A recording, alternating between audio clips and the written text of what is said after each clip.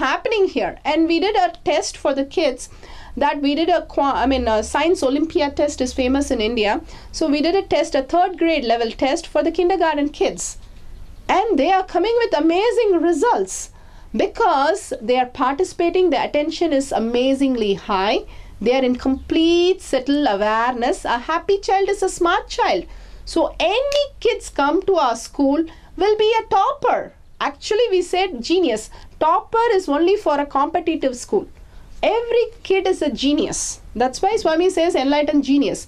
Because everybody has the potential. If they could learn 250 ships of data for one person, they can just learn this 20-page book in a day.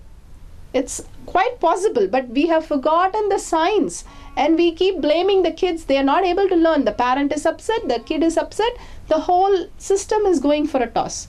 So fixing this curriculum has given a big relief that all my kids are actually better than any other school kid.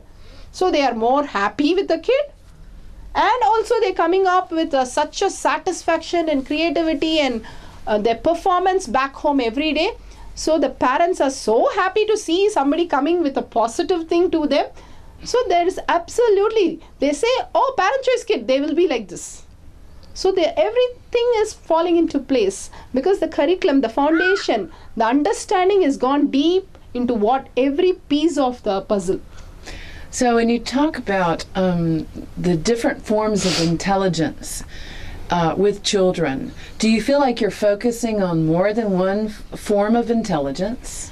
Yes, see, normally we people are actually multidimensional and we are good in one intelligence. One person will be an introvert, one person will be an extrovert, and it's perfectly fine how we are dealing with the understanding. So we give this knowledge, the tools, in the understanding of how the teacher can teach. See, one teacher is able to sing more and teach.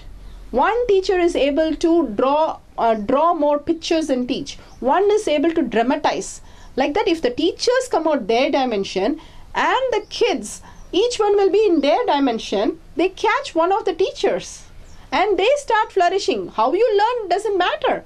How you use the tool. You can use this spanner in different things with wood or making some art and craft. You can use it for different purpose.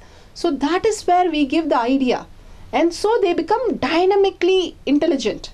Otherwise, they'll be focused only on a written method, writing essays and doing a presentation and becoming a professional in a office or where they can do presentation. But creativity, they'll be lost. So we're really talking about the student having social intelligence and emotional intelligence and academic intelligence, problem-solving intelligence, interrelationship intelligence, and goal setting, and of course living within an inner space that is peaceful and silent and fulfilled.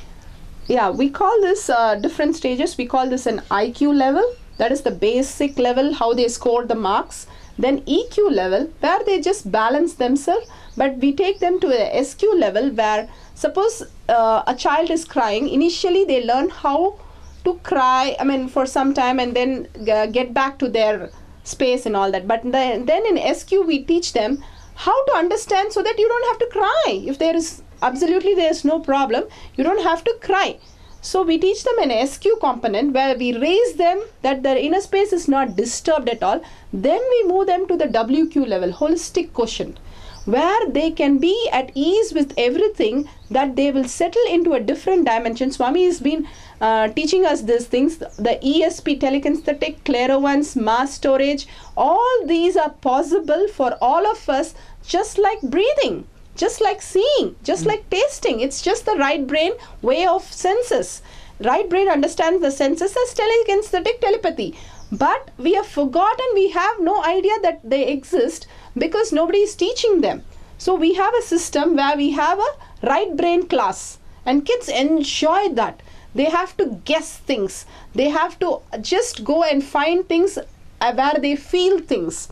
So these games make them understand there is a different dimension of them, and we are working towards that. Swami says all the Indigo kids, here we are going to start an Indigo school, the world's first Indigo kid. Indigo kids live in this space. We just gone below. We just want to raise the other kids to the same level that all of us will be an indigo kid. So telepathy is just a piece of cake, like no breathing or seeing other person. It's just like that. So we have so much fun in that game. The kids wait for the class and they ask, we have an art dimension. Even in that we have dimensions again. We have an art, we have an yoga, we have a lot of things which we do as a brain yoga. So it relates to all this. So we raise them to a WQ level. And so at home they play these games and the parents are like, oh, what's my kid doing? And what the powers they have. So they are so excited. Swami says we have different things. Then Swamiji, of course, is in quantum quotient, where he can download anything from anywhere. See, the pineal gland is completely same thing as our eyes. It's made of rods and cones. So it's actually functioning, but by 8 years, it shuts down. It shuts down and start decay because the other hormones and chemicals are being fired. So the pituitary gland and thyroid gland, everything starts functioning. The pineal glands decay. So the whole dimension of WQ decays. The WQ of telekinesthetic, that is closing your eyes and seeing with your pineal gland, technically, the third eye, they call it. So those things are completely shut down. Swami says till 14 years, the Kundalini power, these telekinesthetic power should be alive. The pineal gland, as per our yoga, should be alive. The pituitary gland, if it starts secreting all these chemicals, then the whole concept is lost. And all the media, TV, television, any form of even email, Swami says, please don't show kids. If you show kids, then you're shutting down the pineal. You're shutting down the possibility that is already existing in these kids and saying, then why are they not functioning? This is the possibility which is available. The television, Swami calls it an idiot box, and we say in our school, if you're more idiot than an idiot box, you can watch it. So it's the kids never go near these boxes, and they completely understand, oh my God, this is like going to spoil my inner space and I'm going to be less smart, so I don't need this dimension. They clearly throw it out. We have the ingenious kids, and so many have given testimonials there. The parents are seeing the kids are not watching anymore of the violent movies, because the subconscious mind records everything. And recording everything, it just spoils the whole inner space and it shuts down. So what we're doing, unfortunately, in the Western world is reinforcing shutting down the pineal gland, which is responsible for superpowers and the ability to intuit reality and to teleport and to do these amazing powers.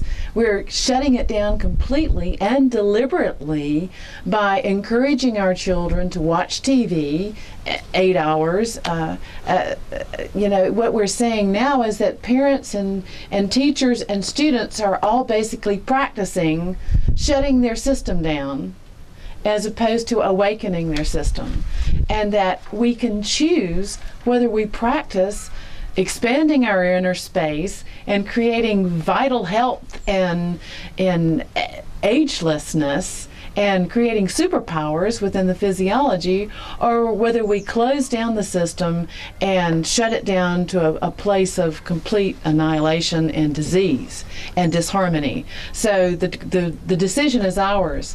What do we want to do with our society, with our children, with our consciousness?